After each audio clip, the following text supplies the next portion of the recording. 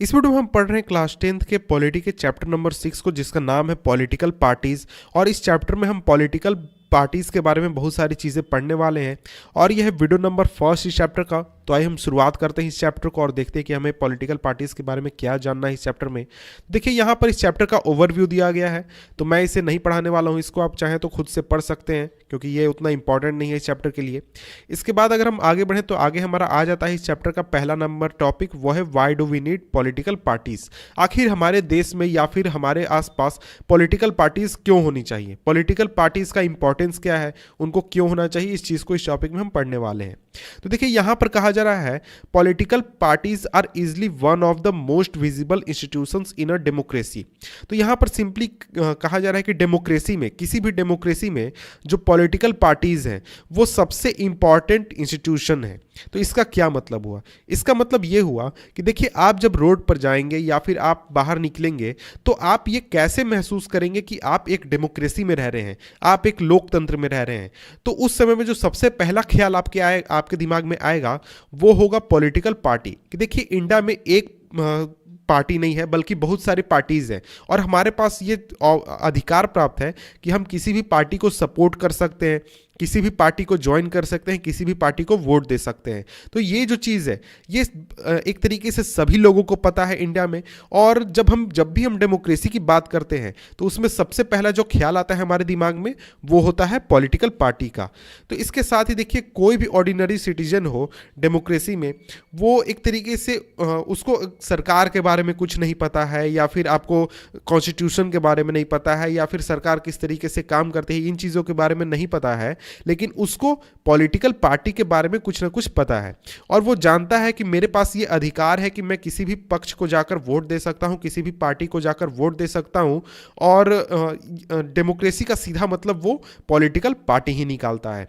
और ज़्यादातर लोग जो हैं वो एक तरीके से पॉलिटिकल पार्टीज़ का उतना समर्थन नहीं करते या फिर उनको एक तरीके से लगता है कि जो पॉलिटिकल पार्टीज़ हैं उनकी वजह से ही हमारे देश में जो प्रॉब्लम्स हैं और हमारे देश की जो खराब हालत है वो सिर्फ और सिर्फ पॉलिटिकल पार्टीज़ की वजह से है।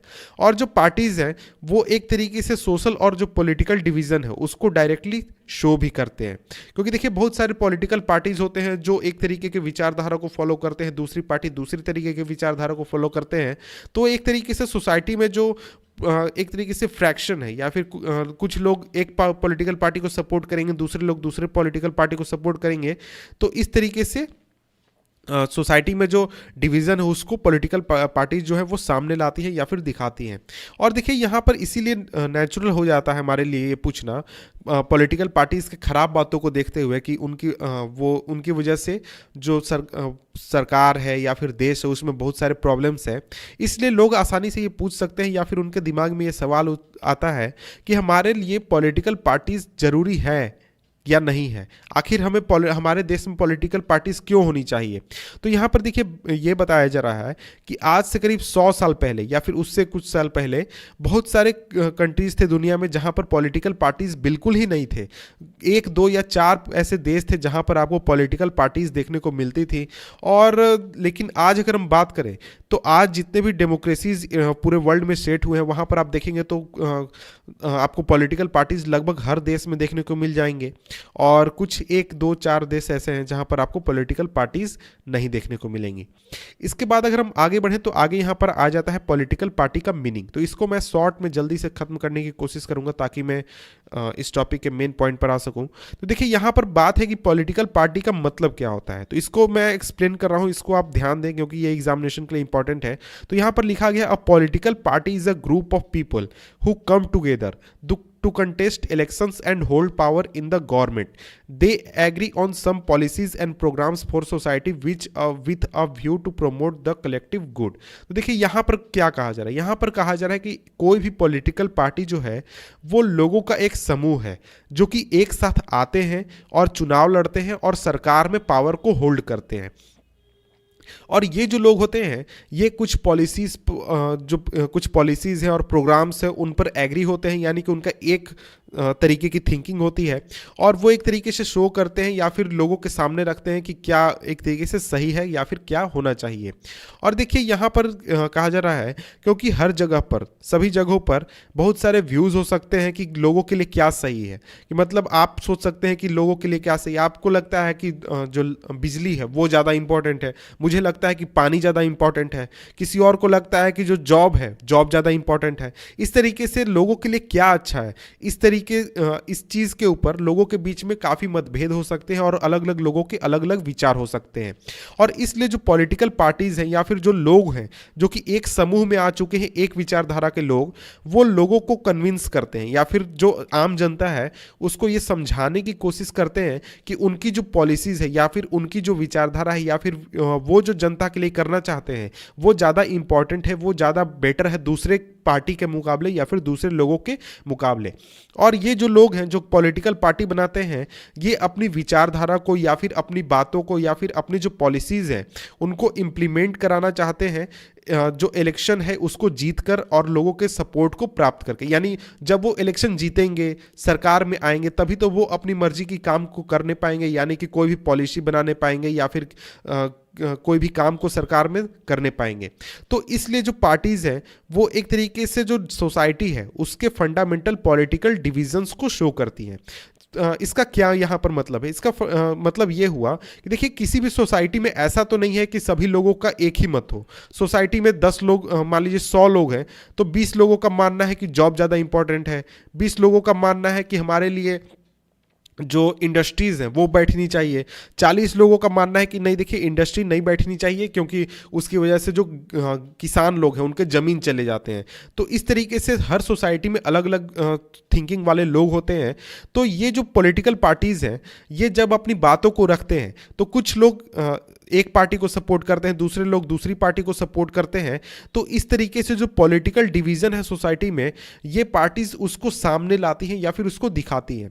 और जो पार्टीज़ है वो इस सोसाइटी का ही एक हिस्सा है और एक तरीके से जो पार्टीशनशिप है वो ये शो करती हैं या फिर उसको इन्वॉल्व करती हैं। तो देखिए जो एक पार्टी है उसको एक तरीके से उसके काम से भी जाना जाता है कि वो किस विचारधारा को सपोर्ट करती है या फिर क्या वो पॉलिसीज़ को सपोर्ट करती है और किन लोगों के इंटरेस्ट को वो ध्यान में रखते हैं। यानी कि वो किसानों को इंटरेस्ट को ध्यान में रखती है या फिर आम जनता के इंटरेस्ट को ध्यान में रखती है या फिर जॉब करने वालों का ध्यान रखती है। इस तरीके से भी किसी भी हर पार्टी का कुछ ना कुछ एक विचारधारा होता है, सिंपल। तो देखिए जो पॉलिटिकल पार्टी है उसके मेन 3 कंपोनेंट होते हैं। पहला आपका लीडर होता है, दूसरा एक्टिव मेंबर्स होता है और तीसरा फॉलोअर्स होते हैं। मैं बोल रहा हूँ होते हैं। लीडर्स आपको कोई भी पार्टी देख लेंगे, जैसे आप बीजेपी देख लें, कांग्रेस देख लें, तो वहाँ पर आपको बहुत सारे लीडर्स देखने को मिल जाएंगे। फिर उसके मेंबर्स होते हैं बहुत बड़ी संख्या में और उसके फॉलोअर्स होते हैं। तो इन सभी के बाद अगर हम आगे बढ़ें तो आगे अब हम बढ़ते हैं अपने नेक्स्ट टॉपिक में और वो है हमारा पॉलिटिकल पार्टीज के फंक्शन। तो देखिए जो फंक्शंस हैं पॉलिटिकल पार्टीज़ के, ये जो है ये काफ़ी इंपॉर्टेंट टॉपिक है। तो इसके जो फंक्शंस मैं यहाँ पर आपको बताऊंगा, इसको ज़रूर आप याद कर लें, ये आपसे एग्जामिनेशन में पूछा जा सकता है। तो देखिए यहाँ पर आपसे पूछा जा रहा है what does a political party do, यानी कि कोई भी पॉलिटिकल पार्टी है वो क्या करती है। तो उसका जो बेसिक काम है, उसका बेसिक काम है कि देखिए वो पॉलिटिकल ऑफिसेज जितने भी हैं और उसको वो फिल करती है और पॉलिटिकल पावर को एक्सरसाइज करती है। इसका क्या मतलब हुआ? इसका मतलब ये हुआ कि वो सिंपली चुनाव लड़ती है, चुनाव जीतती है, तो उसके जितने भी लीडर्स होते हैं वो मंत्री बनते हैं, प्रधानमंत्री बनते हैं और उनके जितने भी पावर्स होते हैं वो अपने पास लेते हैं। और देखिए यहाँ पर कुछ इंपॉर्टेंट फंक्शंस बताए गए हैं, उन फंक्शंस को वन बाय वन मैं आपको समझाने की कोशिश करता हूँ। देखिए सबसे पहला तो यहाँ पर फंक्शन है पहला, वह है पार्टीज कंटेस्ट इलेक्शन। जो पार्टीज हैं वो चुनाव लड़ती हैं और चुनाव में अपनी बातों को जनता के सामने रखती हैं और जनता ये चुनती है कि कौन सी पार्टी जीतेगी।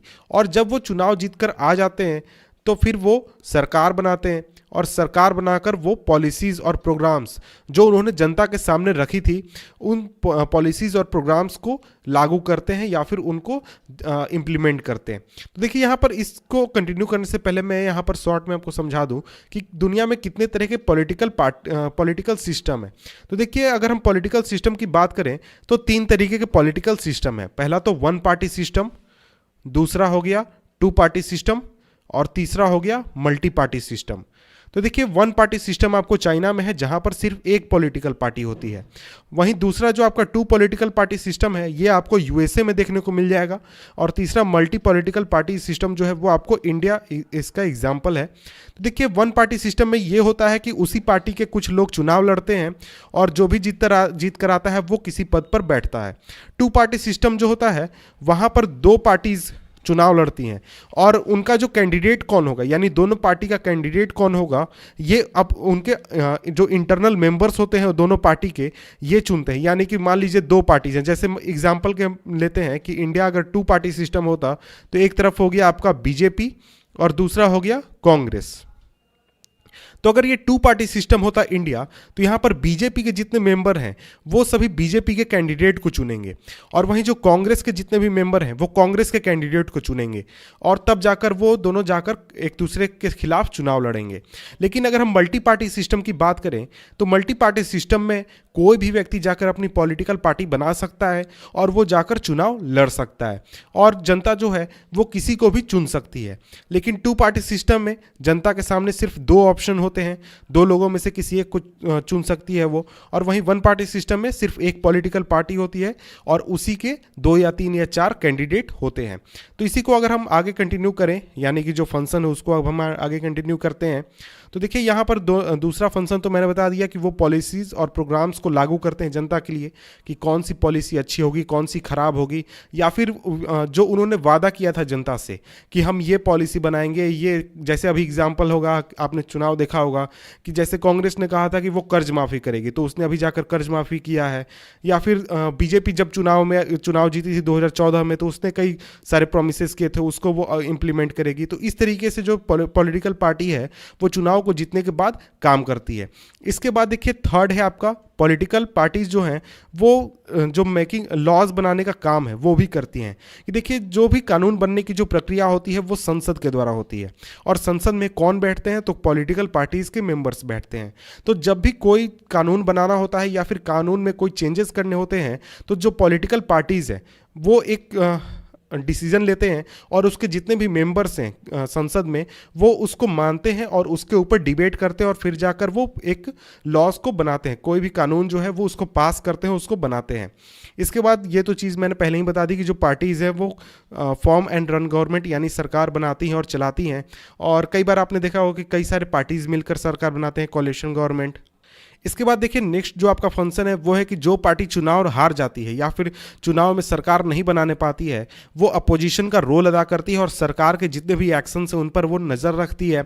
और जो सरकार की पॉलिसी सही नहीं है या फिर जनता को उससे फ़ायदा नहीं हो रहा है या फिर उसको लगता है कि सरकार ये काम सही नहीं कर रही है तो उसका विरोध करती है और सरकार के कामों को एक तरीके से उस पर उसका विरोध करती है कि आप ये सही नहीं कर रहे हैं, आपको ये नहीं करना चाहिए, और जनता को इन चीज़ों के बारे में बताती है। इसके बाद है सिक्स्थ आपका पार्टी शेप पब्लिक ओपिनियन, यानी पार्टी जो हैं वो जनता क्या सोचती है, क्या उसका ओपिनियन है या फिर जो क्या मुद्दे होनी चाहिए चुनाव में, ये एक तरीके से उसको शेप देते हैं या फिर उसको बनाने में हेल्प करते हैं। जैसे एग्जांपल अभी आप ले लें तो अभी जो कांग्रेस पार्टी है वो बार बार रफेल रफेल रफेल चिल्ला रही है, तो उससे क्या हुआ, उससे एक तरीके का लोगों के बीच में ये बात गया कि देखिए रफेल जो है वो एक तरीके का मुद्दा है। इसी तरीके से job job job Congress party अगर चिल्लाती है तो कुछ समय के बाद देखेंगे कि जो जॉब है कि लोगों को जॉब नहीं मिल रहा है ये एक तरीके का मुद्दा बन जाएगा लोगों के बीच में और लोग इसके ऊपर डिस्कशन करेंगे। तो ऐसा नहीं है कि जो पॉलिटिकल पार्टीज है वो कंप्लीटली पब्लिक ओपिनियन को क्रिएट कर सकते हैं, लेकिन वहाँ पर जो पॉलिटिकल पार्टीज़ हैं वो पब्लिक ओपिनियन को शेप कर सकते हैं, उसको थोड़ा सा चेंज कर सकते हैं या फिर उसको नए रूप में ढाल सकते हैं। इसके बाद यहाँ पर सेवेंथ आपका जो आपका फंक्शन है वो है parties provide people access to government machinery and welfare schemes.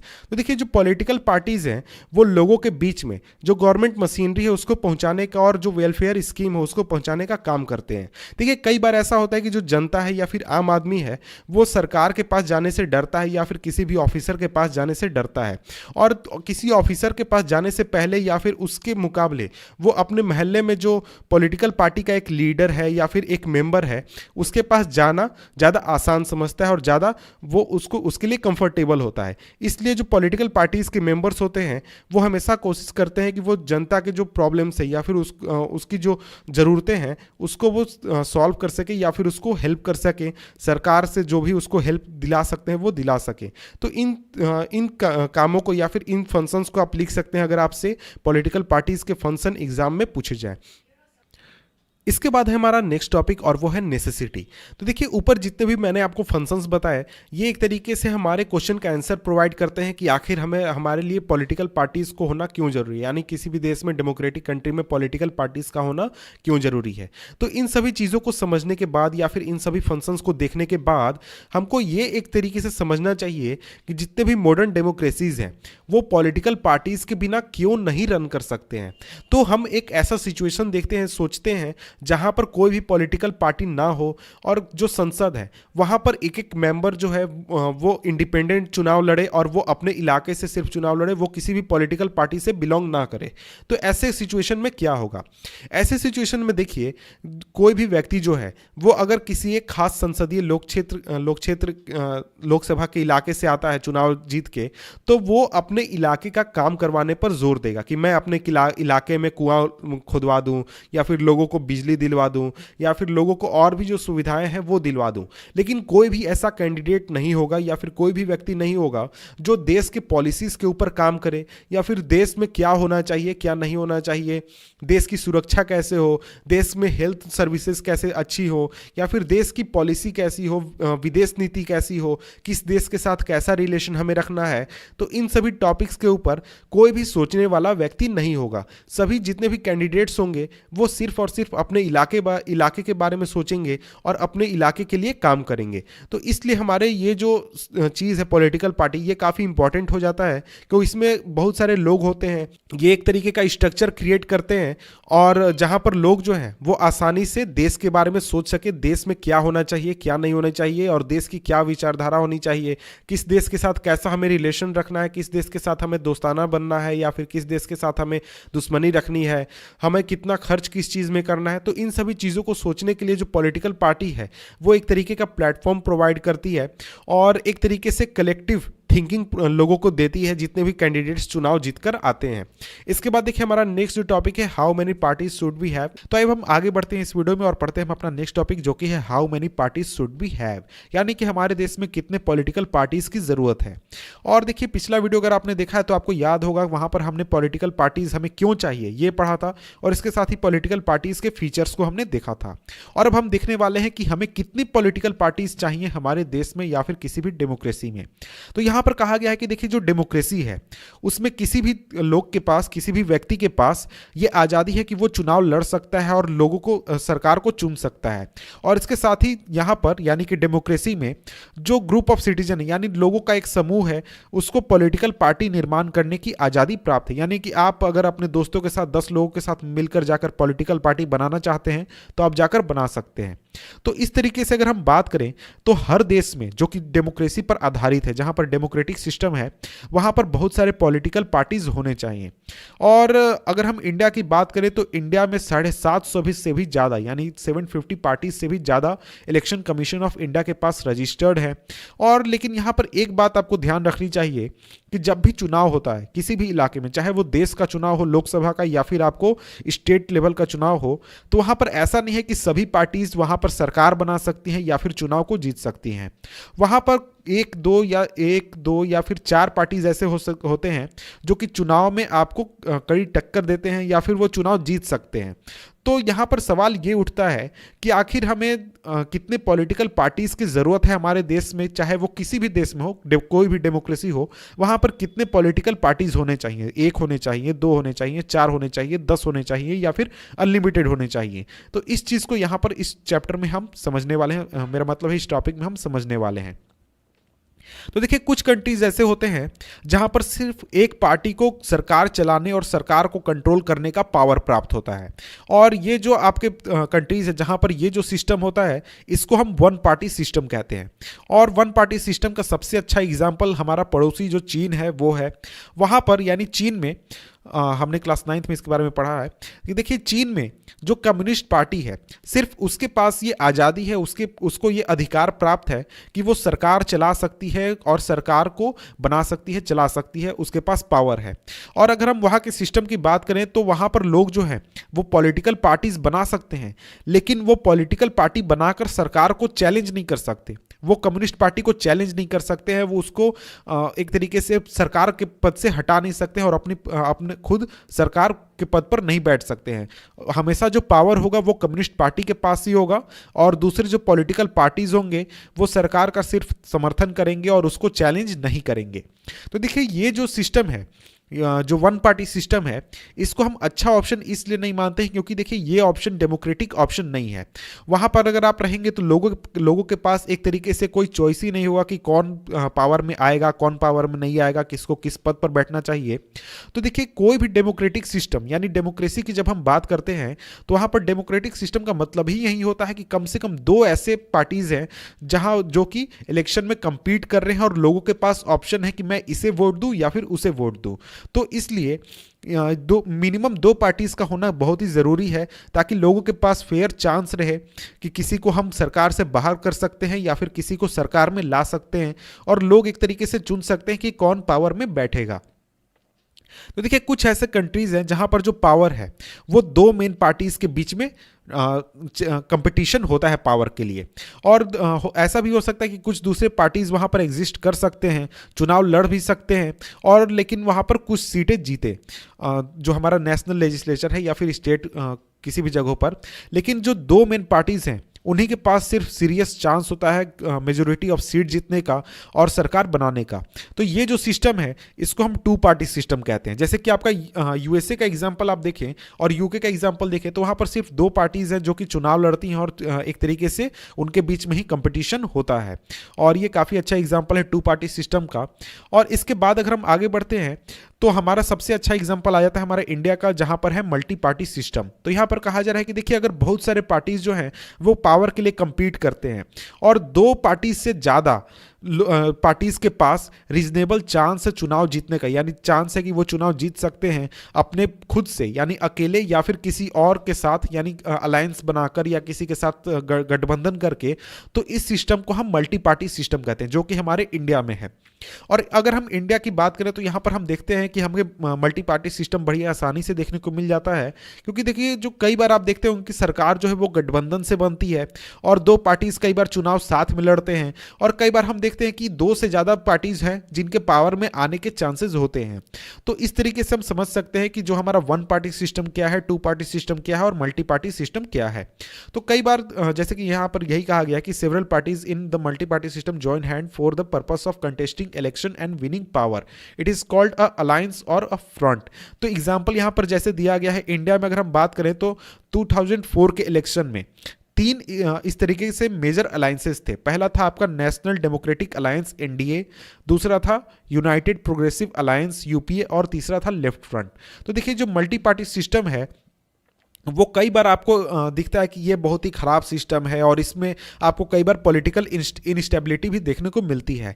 लेकिन इसके साथ ही अगर हम बात करें तो मल्टी पार्टी सिस्टम का फ़ायदा ये है कि ये जो सिस्टम है लोगों के अलग अलग इंटरेस्ट को एक तरीके से सामने लाता है या फिर दिखाता है और लोगों के पास सही में बहुत सारे ऑप्शंस होते हैं कि वो किसको जाकर वोट दें और किसको जाकर पावर से जाकर बाहर करें। तो इस तरीके से पॉलिटिकल जो आपका ये मल्टी पार्टी सिस्टम है इसके कुछ बेनिफिट्स भी हैं और कुछ इसके लॉस भी हैं। तो यहां पर आगे आपसे सवाल पूछा गया है which of this is better, यानी इनमें से कौन सा अच्छा ऑप्शन है। तो देखिए इस क्वेश्चन का सबसे अच्छा आंसर ये होगा कि ये क्वेश्चन ही गलत है और इस क्वेश्चन को पूछा ही नहीं जाना चाहिए। उसका रीजन ये है कि देखिए जो पार्टी सिस्टम है वो ऐसा नहीं है कि कोई भी कंट्री चूज कर सकती है। ऐसा नहीं है कि आज इंडिया जो है वो मल्टी पार्टी सिस्टम से जाकर चेंज होकर टू पार्टी सिस्टम या फिर वन पार्टी सिस्टम हो जाए, ऐसा नहीं हो सकता है। और ये जो पूरा सिस्टम है पार्टी सिस्टम की, किसी देश में वन पार्टी सिस्टम है, किसी देश में टू पार्टी सिस्टम है और किसी देश में मल्टी पार्टी सिस्टम है, ये काफ़ी लंबे समय के प्रोसेस के बाद चेंज एक तरीके से इवॉल्व होता है और जिस रूप में है उस रूप में आता है। और ये जो चीज़ है कि किस तरीके का हमारे देश में पॉलिटिकल पार्टी सिस्टम होगा, वन पार्टी सिस्टम होगा, ये टू पार्टी सिस्टम होगा या या फिर मल्टी पार्टी सिस्टम होगा, ये चीज़ आपको एक तरीके से जो कंट्री है उसके सोशल और रीजनल डिवीज़न या फिर सोसाइटी के स्ट्रक्चर या फिर कंट्री का इतिहास कैसा रहा है, वहाँ का जो पुराना पॉलिटिक्स है वो कैसा रहा है, और जो इलेक्शन है उसका सिस्टम कैसा रहा है। और ये जो चीज़ है इसको आप बहुत ही आसानी से और बहुत ही जल्दी आप चेंज नहीं कर सकते हैं। और हर एक देश जो है वो एक ऐसा पार्टी सिस्टम डेवलप करता है जो कि उस देश के सिचुएशन के लिए सबसे अच्छा है। फॉर एग्जांपल अगर हम बात करें, इंडिया जो है वो वहाँ इंडिया में आपको मल्टी पार्टी सिस्टम देखने को मिलता है, और ये इंडिया के लिए बहुत ही अच्छा है क्योंकि जो इंडिया का जो सोशल और ज्योग्राफिकल डाइवर्सिटी है वो बहुत ही ज़्यादा है, और इंडिया का जो साइज़ है वो भी बहुत ज़्यादा है, और यहाँ का जो ये डाइवर्सिटी है, सोशल और ज्योग्राफिकल डाइवर्सिटी, ये एक पार्टी सिस्टम या फिर टू पार्टी सिस्टम जो है वो सही तरीके से एब्जॉर्ब नहीं करने पाएगा। और जो सोसाइटी के अलग अलग तबके हैं उनको एक पार्टी या फिर दो पार्टी एक तरीके से रिप्रेजेंट नहीं कर सकते हैं। तो इसलिए इंडिया में आप चाहें तो वन पार्टी सिस्टम या फिर टू पार्टी सिस्टम लागू नहीं कर सकते, क्योंकि ये इंडिया के लिए सही नहीं होगा। और इंडिया में जो मल्टी पार्टी सिस्टम है उसमें आप देखते हैं कि कुछ पार्टीज हैं जो कि आपको SC ST के बातों को सामने रखते हैं, कुछ पार्टीज हैं जो कि हिंदू के बातों को सामने रखते हैं, कुछ पार्टीज है जो मुस्लिम्स की बातों को सामने रखते हैं, कुछ पार्टीज है जो मजदूरों के बातों को सामने रखते हैं। तो इस तरीके से अगर हम इंडिया में बात करें तो इंडिया में आपको वन पार्टी सिस्टम हो या फिर टू पार्टी सिस्टम हो तो ये इंडिया में सही तरीके से बैठेगा नहीं, और इंडिया में ये आपको सही इसका इम्प्लीमेंटेशन नहीं होने पाएगा। तो इसलिए अगर हम बात करें तो बहुत सारे जो कंट्रीज़ हैं वहाँ पर आपको मल्टी पार्टी सिस्टम देखने को मिलेगा, बहुत सारे कंट्रीज़ में आपको टू पार्टी सिस्टम, और कुछ कंट्रीज़ में आपको वन पार्टी सिस्टम। तो ये जो पार्टी सिस्टम है कि किस देश में कितना पार्टी होना चाहिए, वो एक होना चाहिए, दो होना चाहिए, या फिर चार होना चाहिए, या फिर मल्टी पार्टी सिस्टम होना चाहिए, ये कोई भी कंट्री चूज़ नहीं कर सकती है। ये चीज़ उस देश के सिचुएशन पर, पॉलिटिक्स पर, सोसाइटी पर डिपेंड करता है। और कोई भी सिस्टम जो है वो सभी कंट्रीज के लिए आइडियल नहीं है और सभी सिचुएशंस के लिए आइडियल नहीं है। तो इसलिए इस बात पर आपको उतना ज़्यादा ध्यान नहीं देना चाहिए, और इस पर आप डिस्कशन कर सकते हैं। इसके बाद यहाँ पर एक आपको डाटा है, मैं कहूँ तो दिया गया है कि popular participation in political parties. तो इसमें अगर हम बात करें तो यहाँ पर इसको अगर मैं शॉर्ट में समझाऊँ तो यहाँ पर सिंपली कहा जा रहा है कि जो पॉलिटिकल पार्टीज हैं पूरी दुनिया में उनको सबसे खराब इंस्टीट्यूशन माना जाता है, और लोग जो है वो पॉलिटिकल पार्टीज पर विश्वास नहीं रखते हैं या फिर विश्वास नहीं करते हैं। तो यहाँ पर कहा जा रहा है कि किस देश में कितने % लोग पॉलिटिकल पार्टी से जुड़े हुए हैं। तो यहाँ पर सिंपली ये कहा जा रहा है कि इंडिया में लोग जो हैं वो किसी ना किसी पॉलिटिकल पार्टी से जुड़े हुए हैं, उनकी संख्या ज़्यादा है दूसरे डेवलप्ड जो कंट्रीज़ हैं जैसे कि Canada, Japan, Spain, south Korea, इनके मुकाबले। तो यहाँ पर ये टॉपिक खत्म होता है। इसके बाद देखिए हमारा जो नेक्स्ट टॉपिक है वो है नेशनल पॉलिटिकल पार्टीज। तो अब हम आगे बढ़ते हैं और पढ़ते हैं इस चैप्टर के नेक्स्ट टॉपिक को, जो कि हमारा नेशनल पॉलिटिकल पार्टीज। और इस वीडियो में हम नेशनल पॉलिटिकल पार्टीज के बारे में पढ़ेंगे, और इसके साथ ही जो हमारा स्टेट पॉलिटिकल पार्टीज हैं उनके बारे में भी हम जानेंगे। तो देखिए इंडिया जो है वो एक तरीके का फेडरल सिस्टम फॉलो करता है, और दुनिया के जितने भी डेमोक्रेसीज हैं जो कि फेडरल सिस्टम को फॉलो करते हैं वहाँ पर दो तरीके के पॉलिटिकल पार्टीज आपको देखने को मिल जाएंगे। पहला तो आपका पॉलिटिकल पार्टी होता है जो कि आपको नेशनल लेवल पर होता है, और दूसरा पॉलिटिकल पार्टी होता है जो कि आपको स्टेट लेवल पर होता है। दो तरीके के पॉलिटिकल पार्टीज आपको इंडिया में भी देखने को मिलते हैं, एक आपको होता है नेशनल पॉलिटिकल पार्टी और दूसरा होता है स्टेट पॉलिटिकल पार्टी। इन दोनों के बारे में यहाँ पर हम डिटेल में पढ़ने वाले हैं। लेकिन इस चीज़ को पढ़ने से पहले यहाँ पर एक चीज़ आपको समझना चाहिए कि ये फेडरल सिस्टम होता क्या है। वैसे तो मुझे लगता है कि आपको पता होगा कि फेडरल सिस्टम क्या होता है, क्योंकि आपने इसके बारे में पहले पढ़ा है।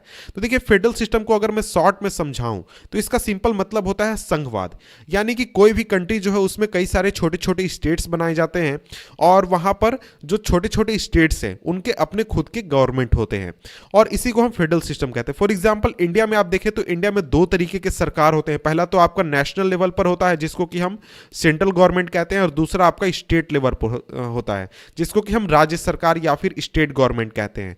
तो इस तरीके से जो हमारा इंडिया है वो एक संघ के रूप में काम करता है, फेडरेशन के रूप में काम करता है, और इंडिया जो है वो फेडरल सिस्टम को फॉलो करता है। और देखिए इंडिया में इंडिया का फिर जितने भी कंट्रीज हैं डेमोक्रेसी जहां पर फेडरेशन है वहां पर आपको दो तरीके के आपको पॉलिटिकल पार्टी देखने को मिलते हैं। पहला तो आपका नेशनल पॉलिटिकल पार्टी हो गया और दूसरा स्टेट पॉलिटिकल पार्टी हो गया। और इंडिया में बहुत सारे ऐसी पार्टीज हैं जिनका पूरे कंट्री वाइड प्रेजेंस मौजूद है, यानी पूरे कंट्री में उनको लोगों का समर्थन मिलता है, और इसके साथ ही वहां पर उनको काफ़ी ज़्यादा लोगों से वोट मिलता है। तो इस तरीके से जो पॉलिटिकल पार्टी होती है इस तरीके के, उनको हम नेशनल पार्टीज कहते हैं, क्योंकि उनका जो प्रेजेंस है वो सिर्फ एक राज्य में नहीं है, बल्कि दो राज्य में नहीं है, बल्कि पूरे देश के लेवल पर बहुत सारे राज्यों में है। और ये जो पार्टीज हैं इनके अपने अपने स्टेट लेवल पर यूनिट्स भी होते हैं। तो ऐसा नहीं है कि कोई भी नेशनल पार्टी जो है वो सिर्फ और सिर्फ केंद्र सरकार का चुनाव लड़ेगी, ऐसा बात नहीं है। नेशनल पार्टी जो है उसका प्रेजेंस एक राज्य, दो राज्य, चार राज्य से ज्यादा, बल्कि पूरे देश के स्तर पर उसका प्रेजेंस मौजूद है। और इन पार्टीज के अपने स्टेट यूनिट्स भी होते हैं जो कि स्टेट लेवल पर चुनाव लड़ते हैं और स्टेट लेवल पर सरकार बनाते हैं। और ये जो स्टेट लेवल पर जो आपके यूनिट्स होते हैं, ये इस पॉलिटिकल पार्टी के जो पॉलिसीज है जो कि वो नेशनल लेवल पर अपनाती है, उसी को फॉलो करते हैं, उसी प्रोग्राम्स को फॉलो करते हैं और उसी स्ट्रेटेजी को फॉलो करते हैं जो कि नेशनल लेवल पर ये नेशनल पॉलिटिकल पार्टीज बनाती है। तो देखिए, इंडिया में जितने भी पॉलिटिकल पार्टी हैं उन सभी को इलेक्शन कमीशन के पास रजिस्टर कराना होता है। यानी कि अगर आप जाकर कोई पॉलिटिकल पार्टी बनाते हैं तो आपको सबसे पहले जाकर इलेक्शन कमीशन के पास रजिस्टर कराना होगा, तभी आपको सरकारी मान्यता पार्टी के लिए मिलेगी। नहीं तो फिर आपको उस पार्टी बनाने का कोई वैल्यू नहीं है, उस पार्टी का कोई मान्यता नहीं है। और ये जो मान्यता देने का काम है ये सिर्फ और सिर्फ इलेक्शन कमीशन करता है और इसके अलावा कोई नहीं करता, बल्कि सरकार भी नहीं करता, कोर्ट भी नहीं करता, कोई भी नहीं करता है। और ये जो कमीशन है, इलेक्शन कमीशन, ये सभी पार्टीज को इक्वली ट्रीट करता है, चाहे वो पार्टी 10 मेंबर्स का हो, 10 वोट उसे मिले हो या फिर 1 करोड़ वोट मिले हो, सभी पार्टीज को ये इक्वली ट्रीट करता है। लेकिन जैसे कि हमने पिछले वीडियो में देखा था कि अगर अब मान लीजिए चुनाव हो रहा है, चुनाव में 10 पार्टियां खड़ी हैं और उसमें से सिर्फ 2 पार्टीज है जो कि चुनाव को जीत सकती हैं, जिनके पास इतना वोट परसेंटेज है या फिर जो चुनाव जीतने की स्थिति में है, तो फिर बाकी 8 को उतना बराबर का बेनिफिट क्यों मिले। तो इन बातों को ध्यान में रखते हुए, प्रैक्टिकलिटी को ध्यान में रखते हुए, जो पॉलिटिकल पार्टी होती है उसमें से कुछ जो पार्टीज होती हैं जिनके चुनाव जीतने के चांसेस ज़्यादा होते हैं, जिनको जनता का ज़्यादा समर्थन प्राप्त है, उनको जो कमीशन है वो कुछ स्पेशल बेनिफिट देती है। और ये जो पार्टीज है उनमें से कुछ बेनिफिट है, जैसे कि उस पार्टी को यूनिक सिंबल मिलेगा जो कि इस्टेब्लिश्ड पार्टी है, रिकॉग्नाइज्ड पार्टी है, जिसको एक तरीके से बहुत ज़्यादा समर्थन प्राप्त है, उनको यूनिक सिंबल मिलेगा। और जो ऑफिशियल कैंडिडेट होगा इस पार्टी का, वो उस यूनिक सिंबल को लेकर जाकर चुनाव लड़ सकता है और जाकर प्रचार कर सकता है। और इसके अलावा कई सारे बेनिफिट्स मिलते हैं, जैसे उनको ऑफिस मिलता है और भी बहुत सारे बेनिफिट्स मिलते हैं इलेक्शन कमीशन द्वारा। और ये सभी जो पार्टीज होते हैं इनको रिकॉग्नाइज्ड पार्टी कहा जाता है, यानी कि जिनको इलेक्शन कमीशन एक सिंबल देता है और इसके अलावा और भी तरीके की सुविधाएं देता है, इनको रिकॉग्नाइज्ड पार्टी कहा जाता है, या फिर हम कह सकते हैं इस्टेब्लिश्ड पार्टी कहा जाता है। और जो इलेक्शन कमीशन है उसने कुछ क्राइटेरिया बनाकर रखा है कि आप इस क्राइटेरिया को फॉलो करेंगे तभी जाकर आपको रिकॉग्नाइज्ड पार्टी कहा जाएगा और आपको ये सारे बेनिफिट्स मिलेंगे। और ये जो क्राइटेरिया है, इन क्राइटेरिया को हम देख लेते हैं, आइए। तो देखिए, यहां पर सबसे पहले बात की गई है लेजिस्लेटिव असेंबली यानी कि स्टेट की, यानी स्टेट लेवल पर अगर कोई पार्टी बनना चाहती है, स्टेट पार्टी बनना चाहती है, तो उसको क्या करना होगा। तो उस पार्टी को स्टेट लेवल पर जो चुनाव हुआ है, यानी असेंबली का जो चुनाव हुआ है, उसमें जितने भी वोट पड़े हैं उन सभी वोट का 6% वोट उसे पाना होगा, यानी उसको 6% वोट मिलना चाहिए। और इसके साथ ही उसको 2 सीट जीतना होगा। अगर ये दोनों क्राइटेरिया को कोई पार्टी फुलफिल करती है, कंप्लीट करती है, तो उस पार्टी को स्टेट पार्टी का दर्जा मिलेगा, उस राज्य में स्टेट पार्टी का दर्जा मिलेगा। और कोई भी पार्टी जो है वो 6% वोट लाती है लोकसभा में, यानी पूरे देश में जो लोकसभा का इलेक्शन हुआ उसमें से 6% वोट लाती है, या फिर 4 स्टेट्स के असेंबली इलेक्शन में 6% वोट मिलता है और इन दोनों में से किसी एक क्राइटेरिया को फॉलो करता है और इसके साथ ही 4 सीट जीती है लोकसभा में, तब ऐसी पार्टी को नेशनल पार्टी का दर्जा मिलेगा। तो ये क्राइटेरिया था स्टेट पार्टी बनने का या फिर आपको नेशनल पार्टी बनने का। तो इस क्राइटेरिया को ध्यान रख ले। तो सबसे पहले फिर से हम रिवाइज कर लेते हैं। स्टेट पार्टी बनने के लिए 6% वोट असेंबली इलेक्शन में और इसके साथ ही प्लस में 2 सीट और ये जितना चाहिए स्टेट पार्टी बनने के लिए। और नेशनल पार्टी बनने के लिए 6% वोट या तो आपको लोकसभा के इलेक्शन में या फिर 4 असेंबली इलेक्शन में आपको 6% वोट और इसके साथ ही आपको 4 सीट लोकसभा में। तो ये क्राइटेरिया अगर इन दोनों में से कोई क्राइटेरिया फॉलो करता है, यानी कि 6% वोट लोकसभा में या फिर 6% वोट 4 असेंबली इलेक्शन में और इसके साथ ही 4 सीट, तो ये दोनों क्राइटेरिया को अगर कोई पार्टी फॉलो करती है तो उसको नेशनल पार्टी का दर्जा मिलेगा। तो इस क्राइटेरिया को फॉलो करते हुए, यानी इस क्लासिफिकेशन को फॉलो करते हुए इंडिया में 6 नेशनल रिकॉग्नाइज्ड पार्टी यानी कि 6 नेशनल पार्टी हैं 2006 में। और अगर अभी की बात करें तो अभी 7 है, 7 नेशनल पार्टीज हैं। तो इनके बारे में हम थोड़ा थोड़ा सीख लेते हैं, थोड़ा थोड़ा जान लेते हैं। तो यहाँ पर सबसे पहला आ जाता है हमारा इंडियन नेशनल कांग्रेस, आईएनसी। तो इसको कांग्रेस पार्टी के नाम से जाना जाता है। ये इंडिया की ओल्डेस्ट पार्टी है और ये एक तरीके से पूरे वर्ल्ड की भी ओल्डेस्ट पार्टी है। वन ऑफ दी, ऐसा नहीं कि सबसे ओल्डेस्ट यही है, इसके अलावा और भी है, one of the oldest party है। और इसको 1885 में फाउंड किया गया था और इसमें कई सारे आपको स्प्लिट्स देखने को मिले, यानी कई सारे लोग इस पार्टी से अलग होकर उन्होंने अपनी पार्टी बनाई है या फिर किसी और पार्टी को ज्वाइन कर लिया है। और ये एक तरीके से इंडिया में काफ़ी, इंडियन पॉलिटिक्स में काफ़ी डोमिनेंट रोल इसने अदा किया है। और इसमें कई सारे आपको नेशनल और स्टेट लेवल पर इसने कई बार रूल किया है इंडिया के इंडिपेंडेंस के बाद। और जवाहरलाल नेहरू के लीडरशिप में ये जो पार्टी है ये मॉडर्न सेकुलर डेमोक्रेटिक रिपब्लिक बनाना चाहती है इंडिया में। और ये 1977 तक पावर में रही थी और इसके बाद 1980 से 89 तक, 89 के बाद इसका जो बेस है वो काफ़ी कम होने लगा। और इसका जो प्रेजेंस है वो अभी भी पूरे इंडिया में है और इसका प्रेजेंस आपको हर तबके में देखने को मिल जाएगा, सोसाइटी के हर तबके में। और ये एक तरीके की सेंट्रलिस्ट पार्टी है, यानी कि ये ना तो राइटिस्ट पार्टी है ना ही आपको लेफ्टिस्ट पार्टी है। इसका जो आइडियोलॉजी है वो आपको सेंट्रलिस्ट पार्टी की आइडियोलॉजी है। अगर आपसे एग्जामिनेशन में इसके बारे में लिखना हो इस पार्टी के बारे में तो आप यही लिखेंगे, ये सेंट्रलिस्ट पार्टी है। और ये सोसाइटी का आपको वेलफेयर करना चाहती है और सेकुलरिज्म को फॉलो करती है। इसके अलावा बहुत सारी चीज़ें हैं, तो आप इसको चाहें तो एक्सप्लेन में पढ़ सकते हैं, मैं इसको शॉर्ट में कंप्लीट कर रहा हूँ। इसके बाद आपका आ जाता है next Bharatiya Janata party, BJP, जो कि अभी इंडिया में रूल कर रही है। और ये 1980 में फाउंड हुई थी। और इसके पहले एक पार्टी हुआ करती थी भारतीय जनसंघ, उसी को फिर से रिफॉर्मेशन हम कहेंगे कि उसको नाम चेंज करके एक नई पार्टी बनाई गई, भारतीय जनता पार्टी। और ये इंडिया को काफ़ी स्ट्रांग और मॉडर्न इंडिया बनाना चाहती है, इंडिया के एंशिएंट कल्चर और वैल्यूज़ को ध्यान में रखते हुए। और इस पार्टी का एक मेन एजेंडा है वो है कल्चरल नेशनलिज्म, या फिर जिसको कि हम हिंदुत्व भी कहते हैं। और इसका जो पॉलिटिक्स है या फिर इसका जो नेशन उसमें जो हिंदुत्व है वो काफ़ी इंपॉर्टेंट रोल अदा करता है। और ये जो पार्टी है ये पूरे इंडिया का, आपको जो जम्मू कश्मीर है इंडिया में, उसका फुल टेरिटोरियल और पॉलिटिकल इंटीग्रेशन चाहती है इंडिया के साथ। जैसे कि आपका जो अभी आज़ाद कश्मीर है या फिर जो पीओके है, यानी कि जिसको पाकिस्तान ने ऑक्यूपाई करके रखा हुआ है, उसको इंडिया में मिलाना चाहती है। और इसके साथ ही ये इंडिया में यूनिफॉर्म सिविल कोड लागू करना चाहती है और रिलीजियस कन्वर्जन्स जो है उसको बैन करना चाहती है। और इसका जो बेस है वो 1990 के बाद काफ़ी ज़्यादा इंक्रीज हुआ है और काफ़ी ज़्यादा इसको लोगों द्वारा समर्थन मिल रहा है। और इसके बाद तो बेस मेन पॉइंट है कि ये अभी सरकार में है, अभी इंडिया में रूल करी है। इसके बाद आ जाता है हमारा नेक्स्ट पार्टी, वो है Bahujan Samaj party, Bahujan Samaj party, BSP. और ये 1984 में बनी थी। ये 1984 में इसका फॉर्मेशन हुआ था कांसीराम के लीडरशिप में। और ये एक तरीके से जो सोसाइटी के दबे कुचले तबके हैं, जैसे कि आपके जो दलित्स हो गए, आदिवासीज हो गए, ओबीसीज हो गए, या फिर जो रिलीजियस माइनॉरिटीज़ हो गए, इनको रिप्रेजेंट करती है या फिर इनको सामने आगे लाना चाहती है।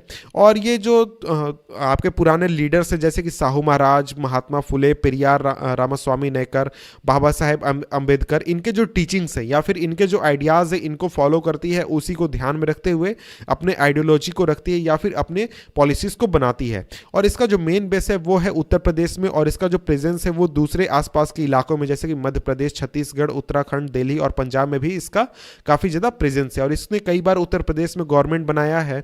और इसके बाद अगर हम आगे बढ़ें तो आगे हमारा आ जाता है नेक्स्ट पार्टी, वो है सीपीआईएम, यानी कि communist party of India, Marxist.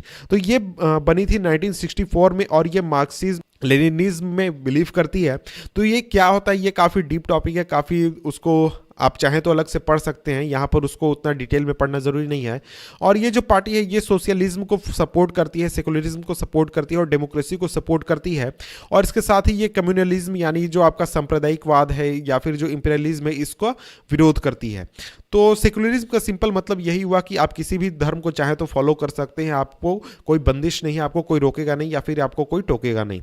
और ये डेमोक्रेटिक इलेक्शंस को काफ़ी एक यूजफुल और हेल्पफुल मीन्स के रूप में अपनाती है, मानती है कि उसके ज़रिए जो इंडिया है वहाँ पर सोशियो इकोनॉमिक जस्टिस को लाया जा सकता है। और इसको काफ़ी स्ट्रॉन्ग सपोर्ट प्राप्त है वेस्ट बंगाल में, केरल में और त्रिपुरा में। और इसके साथ ही जो आपके इन इलाकों के जो पुअर लोग हैं, गरीब लोग हैं, फैक्ट्री वर्कर्स हैं, फार्मर्स हैं, एग्रीकल्चरल लेबर्स हैं, इन सभी के बीच में काफ़ी ज़्यादा इसको समर्थन प्राप्त है।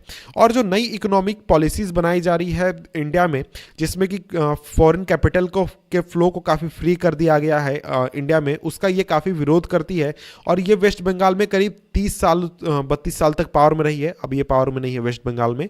और 2004 इलेक्शन में इसको करीब 6% वोट मिले थे और 43 सीट्स इसने जीती थी लोकसभा में, इसलिए ये अभी नेशनल पॉलिटिकल पार्टी है। इसके बाद आगे बढ़े तो आगे हमारा नेक्स्ट पार्टी आ जाता है, वो है communist party of India CPI. और ये 1925 में बनी थी और ये मार्क्सिज्म लेनिनिज्म में बिलीव करती है और इसके साथ ही ये सेकुलरिज्म और डेमोक्रेसी में बिलीव करती है। और ये एक तरीके से जो सिसनिज्म है इसका ये काफ़ी विरोध करती है और जो कम्युनलिज्म है इसका भी काफ़ी ज़्यादा विरोध करती है। और ये पार्लियामेंट्री डेमोक्रेसी को एक तरीके के रूप में अपनाती है ताकि जो वर्किंग क्लास है, फार्मर्स हैं, पुअर्स हैं, इनके इंटरेस्ट को सामने रखा जा सके, उनके इंटरेस्ट को प्रमोट किया जा सके। और इसको ये काफ़ी वीक हो गई 1964 में जब इस पार्टी का स्प्लिट हुआ उसके बाद, और जब ये इसी पार्टी से अलग होकर सीपीआईएम पार्टी बनी। और इसका जो प्रेजेंस है वो काफ़ी ज़्यादा है केरला में, वेस्ट बंगाल में और भी दूसरे रीजन्स जैसे कि आपके जो पंजाब, आंध्र प्रदेश, तमिलनाडु, इन रीजन्स में इसका काफ़ी ज़्यादा प्रेजेंस है। और इसके साथ ही जो इसका सपोर्ट बेस है ये काफ़ी पिछले सालों में काफ़ी ज़्यादा कम हुआ है। और ये जो 2004 लोकसभा इलेक्शन हुआ था वहाँ पर इसको 1.4% वोट मिले थे और 10 सीटें जीती थी इसने 2004 लोकसभा इलेक्शन में। इसके बाद अगर हम आगे बढ़ें तो आगे हमारा नेक्स्ट पॉलिटिकल पार्टी आ जाता है, वो है एनसीपी, नेशनलिस्ट कांग्रेस पार्टी। ये 1999 में बनी थी जब और ये पार्टी कांग्रेस पार्टी से अलग होकर बनी थी और ये डेमोक्रेसी को अपनाती है और इसके साथ ही जो गांधीयन सेकुलरिज्म है इसको ये फॉलो करती है और इसके साथ ही इक्विटी, सोशल जस्टिस और फेडरलिज्म को ये फॉलो करती है। और इसका मानना ये है कि जो इंडिया का जो गवर्नमेंट है वहाँ पर जो हाई ऑफिसेज हैं, सरकार है, वहाँ पर इंडिया के जो नेचुरल बोर्न सिटीजन्स हैं उनको ही बनना चाहिए। और ये महाराष्ट्र में काफ़ी बड़ी पार्टी है और इसके साथ ही इसका जो प्रेजेंस है वो आपको मेघालय, मणिपुर और असम में भी है और महाराष्ट्र में ये कोalition पार्टनर के रूप में मौजूद है। इसके बाद अगर हम आगे बढ़ें तो आगे अब हम पढ़ते हैं स्टेट पार्टीज़ को। ऊपर हमने जिन 6 पार्टीज़ के बारे में पढ़ा उन पार्टीज़ के अलावा तो ज़्यादातर जितने भी पार्टीज़ हैं इंडिया में उनको इलेक्शन कमीशन द्वारा स्टेट पार्टीज़ के रूप में कहा जाता है, स्टेट पार्टीज़ माना जाता है और इनको जनरली रीजनल पार्टीज़ कहा जाता है। तो देखिए ऐसा नहीं है कि स्टेट पार्टी इनको कह दिया गया तो इनकी जो आइडियोलॉजी है या फिर इनकी जो थिंकिंग है वो सिर्फ और सिर्फ एक स्टेट के बारे में है, यानी कि अगर वो यूपी में है तो सिर्फ वो यूपी के बारे में बात करते हैं, दूसरे राज्यों के बारे में बात नहीं करते, कंट्री के बारे में बात नहीं करते, ऐसा नहीं है। ये जो पार्टीज़ हैं ये इनकी आइडियोलॉजी पूरे इंडिया के लेवल पर हो सकती है, इनकी थिंकिंग जो है, इनकी जो पॉलिसीज़ है वो पूरे इंडिया के लेवल पर हो सकती है, लेकिन इनका जो प्रेजेंस है वो सिर्फ और सिर्फ आपको कुछ राज्यों में, जैसे कि आपका जो समाजवादी पार्टी है, समता पार्टी है या फिर जो राष्ट्रीय जनता दल है, ये जो पार्टीज़ हैं इनकी थिंकिंग आपको नेशनल लेवल पर भी देखने को मिलेगी, लेकिन इनका जो प्रेजेंस है वो सिर्फ 1 या फिर 2 राज्यों में है, इस वजह से इनको नेशनल पार्टी का दर्जा नहीं मिला है। और इसमें से जो इसके अलावा कुछ ऐसी भी पार्टीज़ हैं जिनकी जो थिंकिंग है वो सिर्फ और सिर्फ एक राज्य को लेकर है, एक खास इलाके को लेकर है, जैसे कि आपका बीजू जनता दल हो गया जो कि सिर्फ और सिर्फ उड़ीसा में है, उसके अलावा कहीं वो चुनाव नहीं लड़ती है, कहीं वो पार्टिसिपेट नहीं करती है। इसके अलावा आपका सिक्किम डेमोक्रेटिक फ्रंट जो कि सिर्फ और सिर्फ सिक्किम में है, इसके अलावा मिजो नेशनल फ्रंट। तो ये जो पार्टीज़ हैं ये सिर्फ और सिर्फ आपको एक खास स्टेट में है या फिर एक खास रीजन में है और उसी इलाके में सिर्फ ये चुनाव लड़ते हैं। तो देखिए स्टेट पार्टीज़ में भी 2 तरीके के पार्टीज़ हमने देख लिए। पहला तो आपका जो कि पूरे कंट्री पर लेवल पर मौजूद है, उनका ऑर्गेनाइजेशन है, लेकिन उनका जो वोट परसेंटेज है या फिर उनका जो प्रेजेंस है वो किस 1 या फिर 2 राज्यों में है। और उसके अलावा दूसरे तरीके जो स्टेट पार्टीज हो गया कि उनका प्रेजेंस जो है वो सिर्फ और सिर्फ 1 या फिर 2 राज्यों में है, उसके अलावा वो कहीं भी पार्टिसिपेट नहीं करते चुनाव में, कहीं भी वो जाकर चुनाव नहीं लड़ते हैं। और अगर हम पिछले 3 डिकेड की बात करें यानी 1980s के बाद की बात करें तो जो नंबर है इस तरीके की पार्टी का यानी स्टेट पार्टीज़ का वो काफ़ी बढ़ा है और इसके साथ ही इनकी जो मजबूती है वो भी काफ़ी बड़ी है। और इस वजह से हम देखते हैं कि जो पार्लियामेंट है इंडिया का वहाँ पर आपको ज़्यादा से ज़्यादा डाइवर्स लोग मौजूद हैं और एक तरीके से जो डाइवर्स आवाज़ हमें देखने को मिलती है। और इसके साथ ही जो कोई भी जो नेशनल पार्टी है इन सभी पार्टीज के आने की वजह से लोकसभा में मेजोरिटी उसको नहीं मिलती है, लेकिन आपको पता है कि 2014 इलेक्शन में जो लोकसभा इलेक्शन हुआ था वहाँ पर मेजोरिटी मिली थी सरकार को। और इस वजह से जो नेशनल पॉलिटिकल पार्टीज़ हैं उनको अलायंसेस फॉर्म करने पड़ते हैं स्टेट पार्टीज़ के साथ, क्योंकि अगर वो चुनाव जीतती हैं और उनको बहुमत नहीं मिलता है तो उनको सरकार बनाने के लिए एक निश्चित आंकड़ा चाहिए 272 का, तो 272 पाने के लिए उनको गठबंधन करना पड़ता है। और 1996 के बाद करीब हर एक राज्य ऐसा है जहाँ पर आपको एक न एक आपको स्टेट पार्टी देखने को मिल जाती है। और इसके बाद अगर हम बात करें तो आगे हमारा मैप दिया गया है, इसमें आप देख सकते हैं कि हर राज्य के कौन कौन सी स्टेट पार्टीज है उनके बारे में बताया गया है। जैसे जम्मू एंड कश्मीर है, इसमें इतने इतने इतने, तो आप इस पूरे लिस्ट को देख लें, काफ़ी लिस्ट बहुत लंबा है इसलिए मैं इसको यहाँ पर डिटेल नहीं करूँगा। इसके बाद हमारा नेक्स्ट टॉपिक आ जाता है चैलेंजेस टू पॉलिटिकल पार्टीज। तो अब हम आगे बढ़ते हैं और पढ़ते हैं हम अपना नेक्स्ट टॉपिक इस चैप्टर का, वो है हमारा चैलेंजेस टू पॉलिटिकल पार्टीज। और इस टॉपिक में हम पढ़ने वाले हैं कि आखिर जो पॉलिटिकल पार्टीज हैं उनके सामने क्या चैलेंजेस हैं, यानी कि उनके वर्किंग में ऐसे क्या प्रॉब्लम्स हैं जिनमें उनको चेंजेस लाने हैं, पॉलिटिकल पार्टीज को चेंजेस लाने हैं, ताकि हमारी जो डेमोक्रेसी है वो अच्छी हो सके, उसमें जो पारदर्शिता है वो आ सके, और जो वर्किंग है पॉलिटिकल पार्टीज का उसको बेहतर बनाया जा सके।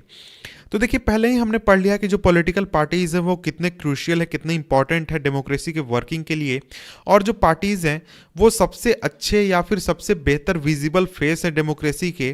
तो इस वजह से जो लोग हैं वो पार्टीज़ को सबसे ज़्यादा ब्लेम करते हैं। जब भी वो देखते हैं कि उनके डेमोक्रेसी में या फिर उनके कंट्री में कोई भी चीज़ गलत हो रही है, तो वो सबसे पहले जो पार्टी है, पॉलिटिकल पार्टी या फिर जो गवर्नमेंट है, जो पार्टी अभी रूल करी, उसको ब्लेम करते हैं। और पूरी दुनिया में अगर हम देखें तो जो लोग हैं, जितने भी डेमोक्रेटिक कंट्री उनकी यहाँ पर बात हो रही है कि जितने भी लोग हैं वो एक तरीके से जो पॉलिटिकल पार्टीज हैं उनके जो फेलियर हैं या फिर जो उनके जो प्रॉब्लम्स हैं उन सभी को प्रति जो डिससेटिस्फैक्शन है वो हमेशा शो करते रहते हैं। और उनका कहना रहता है कि जो पार्टीज हैं वो अपना फंक्शन सही तरीके से काम नहीं कर रहे हैं, या फिर अपनी जो रिस्पॉन्सिबिलिटी है उसको सही तरीके से नहीं कर रही हैं। और ये जो चीज़ है, ऐसा नहीं है कि हमारे देश में नहीं, हमारे देश में भी ऐसा होता है। और जो ज़्यादातर देखिए जो डिससेटिस्फैक्शन है या फिर जो क्रिटिसिज्म है वो मेनली 4 ऐसे प्रॉब्लम्स के ऊपर फेस्ड होती है जो कि पॉलिटिकल पार्टी के वर्किंग से रिलेटेड है।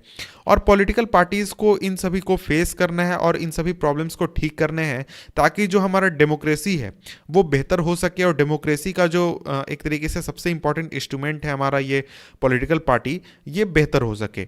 तो देखिए, सबसे पहला जो चैलेंज है वो है lack of internal democracy within parties. यानी जो पार्टीज होती हैं, पॉलिटिकल पार्टीज, उनके अंदर जो डेमोक्रेसी होती है, इंटरनल डेमोक्रेसी, वो काफ़ी कम होती है, या फिर हम कह सकते हैं बिल्कुल ही गायब होती है। और अगर हम पूरी दुनिया के पार्टीज को देखें, चाहे वो इंडिया की किसी पॉलिटिकल पार्टी की बात कर लें या फिर किसी और देश की पॉलिटिकल पार्टी की बात कर लें, तो वहाँ पर ये चीज़ हमें देखने को मिलती है कि जो पावर होता है वो कुछ स्पेशल लीडर्स के हाथों में होता है। जैसे कि इंडिया में आप देखेंगे तो पार्टीज जो हैं उसमें एक लीडर होता है, 2 लीडर होता है, 4 लीडर होते हैं जिनके हाथों में पावर होता है। वो जो बोलते हैं वही होता है, उसके अलावा किसी की बात नहीं सुनी जाती है। और इसके साथ ही जो पॉलिटिकल पार्टीज होती हैं वो मेंबरशिप रजिस्टर्स नहीं रखती हैं, ऑर्गेनाइजेशनल मीटिंग्स नहीं करती, यानी कि अपने जितने भी मेंबर्स हैं उनके मीटिंग्स को नहीं बुलाती हैं, उनको किसी भी तरीके से बताती नहीं है। और इसके साथ ही जो इंटरनल इलेक्शंस हैं वो भी पॉलिटिकल पार्टी में नहीं किया जाता है रेगुलरली, यानी कि कभी हो गया, नहीं हुआ, या फिर हुआ तो लोगों को पता भी नहीं चला, किसी को भी उठाकर कोई भी किसी भी पद पर बैठा दिया गया। और जो ऑर्डिनरी मेंबर होता है किसी भी पार्टी का, उसको पार्टी के अंदर क्या हो रहा है या फिर पार्टी क्या डिसीजन ले रही है, इसके बारे में सफिशिएंट इंफॉर्मेशन नहीं दी जाती है, सफिशिएंट जानकारी नहीं दी जाती है। और ऑर्डिनरी जो मेंबर होता है उसके पास इतना एक तरीके से मीन नहीं होता या फिर इतना एक पावर नहीं होता कि वो डिसीजन को इन्फ्लुएंस कर सके, और डिसीजन जो पार्टी डिसीजन ले रही है उसमें उस पर किसी भी तरीके का प्रभाव डाल सके। और इस वजह से जो लीडर्स हैं जो कि पावर में मौजूद है किसी भी पॉलिटिकल पार्टी में, वो पार्टी के नाम पर कोई भी डिसीजन लेते हैं। और क्योंकि देखिए, कोई भी एक या फिर जो दूसरे लीडर हैं उनके पास ज़्यादातर पावर होता है, यानी कि आप देख लें, कांग्रेस की बात कर लें, बीजेपी की बात कर लें, किसी भी पार्टी की बात कर लें, तो वहाँ पर 1, 2 या फिर 4 ऐसे लोग होते हैं जिनकी बात सुनी जाती है, जिनकी मर्जी से पार्टी चलती है, और दूसरे लोगों की उतनी ज़्यादा वैल्यू नहीं होती है। और वैसे लोग जो कि इन बातों से डिसएग्री करते हैं, या फिर लीडरशिप जो मेन हेड लीडरशिप है उससे अगर डिसएग्री करते हैं, तो उनको पार्टी ही छोड़नी पड़ती है, इसके बावजूद कि वो पार्टी के एक तरीके से अच्छे मेंबर हैं या फिर उसके प्रति काफ़ी लगाव रखते हैं, क्योंकि वहाँ पर कुछ लोगों की बात सुनी जाती है। और ऐसा नहीं है कि आप वहाँ पर जाकर विरोध कीजिएगा तो आपकी बात वहाँ पर सुनी जाएगी, बल्कि आपको वहाँ से निकाल दिया जाएगा। और इस वजह से हम ये देखते हैं कि जो लोग हैं जो कि किसी पार्टी से जुड़े हुए हैं, उनकी लॉयल्टी पार्टी प्रिंसिपल्स के प्रति नहीं होती, बल्कि किसी एक खास व्यक्ति के प्रति होती है, किसी एक खास लीडर के प्रति होती है। तो ये चीज़ इस वजह से काफ़ी ज़्यादा ग्रो हुई है। और देखिए, जो दूसरा चैलेंज है पॉलिटिकल पार्टीज के लिए वो है डायनेस्टिक सक्सेशन। और ये जो चीज़ है ये पहले टॉपिक से रिलेटेड, है, यानी पहला जो चैलेंज था उससे रिलेटेड है। क्योंकि देखिए ज़्यादातर जो पॉलिटिकल पार्टीज़ हैं उनके अंदर ओपन और ट्रांसपेरेंट प्रोसीजर्स नहीं फॉलो किए जाते हैं उनके फंक्शनिंग में, और इस वजह से बहुत ही कम ऐसे वर्कर्स होते हैं जो कि काफ़ी नीचे लेवल से काफ़ी ऊंचे पद तक पहुंचते हैं। और जो लोग इस तरीके से पहुंचते भी हैं, या फिर वैसे लोग जो कि लीडर्स के पोजीशन में होते हैं, उनके पास इतना पावर होता है कि वो एक तरीके से अपने फेवरेट लोगों को या फिर अपने फैमिली मेम्बर्स को जो पद है, जो इंपॉर्टेंट पोजीशंस है पार्टी में, वो प्रोवाइड करा देते हैं। और ये जो चीज़ है ये काफ़ी अनफेयर है दूसरे लोगों के लिए, यानी दूसरे जो मेंबर्स हैं पार्टी के लिए, और इस वजह से जो डेमोक्रेसी है उस पर भी काफ़ी प्रभाव पड़ता है, और डेमोक्रेसी के लिए ये जो चीज़ है काफ़ी ख़राब है। और क्योंकि देखिए जो लोग हैं उनके पास उतना ज़्यादा एक्सपीरियंस नहीं होता या फिर पॉपुलर सपोर्ट नहीं होता कि वो इस पोजीशन पावर के पोजीशन पर आकर बैठ सके, और इस वजह से जो वो मेंबर होते हैं जो कि काफ़ी कमज़ोर होते हैं, या फिर सिर्फ मेंबर होते हैं उनके जो उतने पॉपुलर नहीं है, सिर्फ पार्टी के मेंबर हैं, वो उनको एक तरीके से इन सभी चीज़ों को देखकर संतोष करना पड़ता है, या फिर वो इस पूरे प्रोसेस में कोई भी दखल नहीं दे पाते हैं।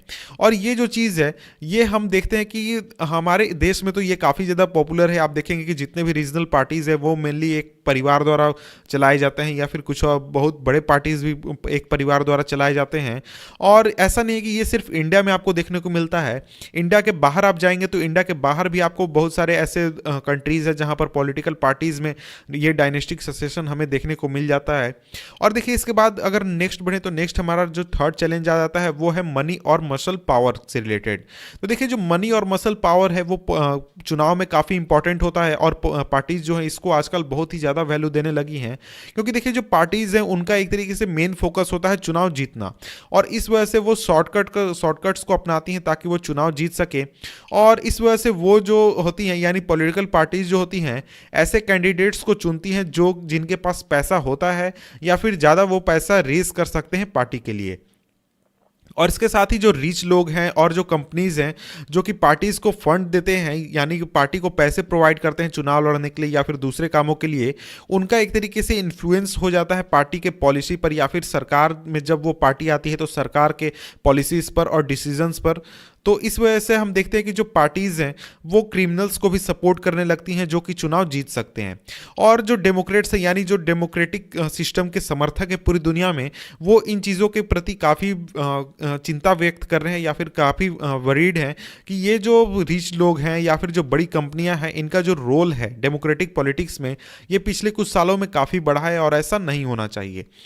इसके बाद अगर हम आगे बढ़ें तो आगे हमारा फोर्थ चैलेंज आ जाता है, वो है कि देखिए जो पार्टीज हैं वो कोई मीनिंगफुल चॉइस नहीं प्रोवाइड करती है। मीनिंगफुल चॉइस प्रोवाइड करने का ये मतलब हुआ कि देखिए जब भी कोई वोटर वोट देने जाता है तो उसके पास ऑप्शन होना चाहिए ऐसा कि वो दोनों ऑप्शन एक दूसरे से काफ़ी ज़्यादा अलग हों।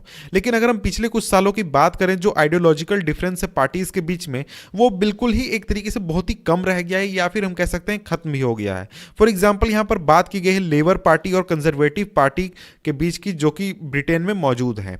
तो इनके बीच में जो एक तरीके से डिफरेंस है या फिर इनकी आइडियोलॉजी में डिफरेंस है वो बहुत ही कम है। ये ज़्यादातर जो फंडामेंटल चीज़ें हैं उस पर एग्री करते हैं, एक दूसरे का समर्थन करते हैं। और इनकी जो मेन डिफरेंस है वो ये है कि देखिए जो पॉलिसी है उसको किस तरीके से बनाना चाहिए और किस तरीके से उसको इम्प्लीमेंट करना चाहिए। और अगर हम अपने कंट्री में भी बात करें तो जो डिफरेंस है जो बड़ी पॉलिटिकल पार्टीज के बीच में इकोनॉमिक पॉलिसीज के ऊपर, ये काफ़ी कम है, बहुत ही कम हम कह सकते हैं। कि देखिए जो कांग्रेस पार्टी जिस इकोनॉमिक पॉलिसी को फॉलो करती थी उसको आज बीजेपी भी फॉलो कर रही है कि फॉरेन इन्वेस्टमेंट हमें लेना है, हमें जॉब इंक्रीज करना है, इस तरीके की। तो इनके बीच में जो इकोनॉमिक फ्रंट पर जो एक तरीके से डिफरेंस है वो बहुत ही कम रह गया है। तो इस वजह से कोई भी व्यक्ति जो कि चाहता है दूसरी तरीके के पॉलिसीज को अपनाना या फिर इन दोनों के पॉलिसीज से एक तरीके से सहमत नहीं है, उसके पास कोई भी ओपन ऑप्शन अवेलेबल नहीं होता है। कई बार जो लोग होते हैं वो दूसरे लीडर्स को भी नहीं चुन सकते हैं, क्योंकि वही लीडर जो हैं वो एक पार्टी को छोड़कर दूसरे पार्टी में चले जाते हैं और दूसरे पार्टी को छोड़कर तीसरे पार्टी में चले जाते हैं, और वो कई बार विपक्षी से सरकार में आ जाते हैं। तो इस तरीके से लोगों के पास ये ऑप्शन नहीं है कि वो जाकर किसको वोट दें। इसके बाद अगर हम आगे बढ़ें तो आगे हमारा नेक्स्ट टॉपिक आ जाता है इसी में, वो है how can parties B reformed, यानी पार्टीज को किस तरीके से रिफॉर्म किया जा सकता है, पार्टीज में जो फंक्शनिंग है पार्टीज का उसको किस तरीके से बेहतर बनाया जा सकता है। In order to face this challenges political parties need to be reformed, यानी कि इस तरीके के चैलेंजेस को फेस करने के लिए या फिर इस तरीके के चैलेंजेस को फेस करके उसको सुधारने के लिए पार्टीज को रिफॉर्म होना बहुत ही जरूरी है, रिफॉर्म करना बहुत ही जरूरी है।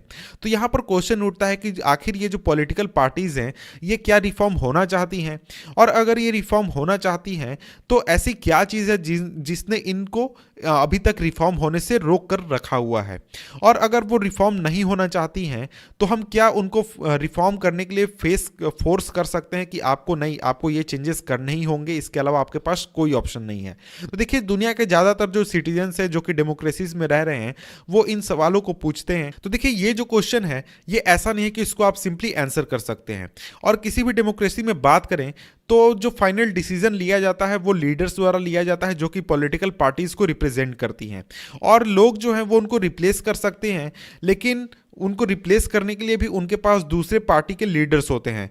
तो अगर हम सभी की बात करें तो जितनी भी पॉलिटिकल पार्टी हैं इंडिया में वो सभी अगर रिफॉर्म नहीं होना चाहती हैं तो हमारे पास कोई ऑप्शन नहीं है। मान लीजिए अभी जैसे बीजेपी पावर में है तो बीजेपी को हम चाहते हैं कि बीजेपी जो है वो रिफॉर्म करे, और बीजेपी रिफॉर्म होने के लिए तैयार नहीं है, तो हमारे पास क्या ऑप्शन है कि हम जाकर कांग्रेस को वोट दे देंगे। लेकिन अगर हम कांग्रेस की बात करें तो कांग्रेस का रिफॉर्म होने के लिए तैयार है तो नहीं, वो भी तैयार नहीं है। तो हमारे पास क्या ऑप्शन है? हमारे पास कोई ऑप्शन नहीं है। हमारे पास किसी भी तरीके से हम रिफॉर्म करने के लिए सरकार को या फिर पॉलिटिकल पार्टीज को फोर्स नहीं कर सकते हैं, क्योंकि जितनी भी पॉलिटिकल पार्टीज हैं उनमें से कोई भी रिफॉर्म करने के लिए तैयार नहीं है, कोई भी रिफॉर्म नहीं चाहता है। तो इसके आगे इसी से जुड़ा हुआ सवाल आ जाता है कि अगर सभी लोग रिफॉर्म नहीं चाहते हैं तो किस तरीके से कोई भी व्यक्ति या फिर कोई भी जो जनता है वो उनको फोर्स कैसे कर सकती है चेंज करने के लिए या फिर बदलाव लाने के लिए। तो यहाँ पर हम कुछ रिसेंट एफर्ट्स देखने वाले हैं या फिर सजेशंस आगे हम देखेंगे हमारे देश में, जिसके ज़रिए पॉलिटिकल पार्टीज़ और उसके लीडर्स को रिफॉर्म करने की कोशिश की गई है या फिर रिफॉर्म किया जा सकता है। तो देखिए यहाँ पर सबसे पहला जो पॉइंट है वो आ जाता है कि देखिए जो कॉन्स्टिट्यूशन है उसको अमेंड किया गया था ताकि जो एमएलएज हैं और एमपीज हैं वो पार्टीज़ को चेंज नहीं कर सकते हैं। क्योंकि देखिए बहुत बार ऐसा होता था पहले कि कोई भी चुनाव होता था, चुनाव जीतने के बाद जो एमएलए होते थे या फिर एमपीज होते थे वो अपने पार्टी को छोड़कर दूसरे पार्टी में चले जाते थे पैसे के बदले में या फिर मिनिस्टर पद के बदले में, कि मैं उस पार्टी में जाऊंगा तो मुझे इतना पैसा मिलेगा, और अगर मैं उस पार्टी में जाऊंगा तो मुझे मंत्री का पद मिल जाएगा। और इस चीज को रोकने के लिए एंटी डिफेक्शन लॉ लाया गया ताकि जो एमएलएज हैं वो अपनी पार्टी को छोड़कर ना जाएं, और ये जो एक तरीके से काफी प्रॉब्लम है डेमोक्रेसी के लिए कि लोग पैसे के बदले में एक पार्टी से दूसरे पार्टी में चले जा रहे हैं और अपने विल को चेंज कर ले रहे हैं कि मैं पहले इसका समर्थन करता था अब उसका समर्थन करूंगा, क्योंकि मुझे पैसा मिल रहा है। तो इस चीज को रोकने में ये जो चीज है ये कानून जो है ये काफी मददगार साबित रहा है। और इसकी बुराई ये है कि देखिए जो एमपीज हैं और एमएलएज हैं वो अब खुलकर अपनी बातों को सामने नहीं रख सकते हैं, उन्हें पार्टी के लाइन पर चलना होता है और पार्टी लीडर्स जो कहेंगे उसी को फॉलो करना होता है। इसके बाद है नेक्स्ट हमारा सुप्रीम कोर्ट का एक ऑर्डर, जिसकी वजह से मनी का इन्फ्लुएंस काफ़ी कम हुआ है चुनाव में और क्रिमिनल्स को पर भी लगाम लगाने में मदद मिली है। कि देखिए सुप्रीम कोर्ट ने एक ऑर्डर पास किया और इस ऑर्डर में लिखा यह किया गया था कि देखिए कोई भी कैंडिडेट जब वो चुनाव लड़ता है तो उसको एक एफिडेविट देना होगा और उस एफिडेविट में उसको अपने ऊपर चल रहे सारे क्रिमिनल केसेस की जानकारी देनी होगी और उसकी कितनी प्रॉपर्टी है ये भी बताना होगा। तो इस वजह से जितने भी क्रिमिनल केसेस किसी भी एक कैंडिडेट पर चल रहे हैं ये अब जनता के सामने खुलकर आते थे और जो लोग हैं वो अब ये डिसाइड कर सकते हैं कि वो एक क्रिमिनल को वोट देना चाहते हैं या फिर नहीं देना चाहते हैं। और लेकिन यहाँ पर इसकी बुराई ये है कि देखिए कोई भी जानकारी अगर किसी कैंडिडेट द्वारा दी जाती है वो जानकारी सही है या गलत है ये हमारे पास चेक करने का अभी तक कोई ऑप्शन नहीं है। तो ये एक तरीके से इसका लिमिट है।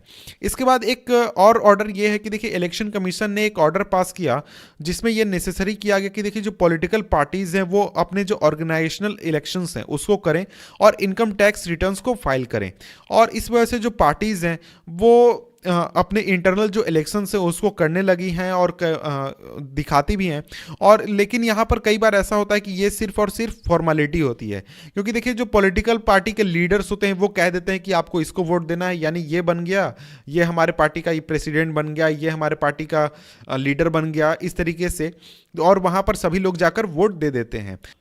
और इसके बाद बहुत सारे सजेशंस भी दिए गए हैं जिसके जरिए पॉलिटिकल पार्टीज को रिफॉर्म किया जा सकता है।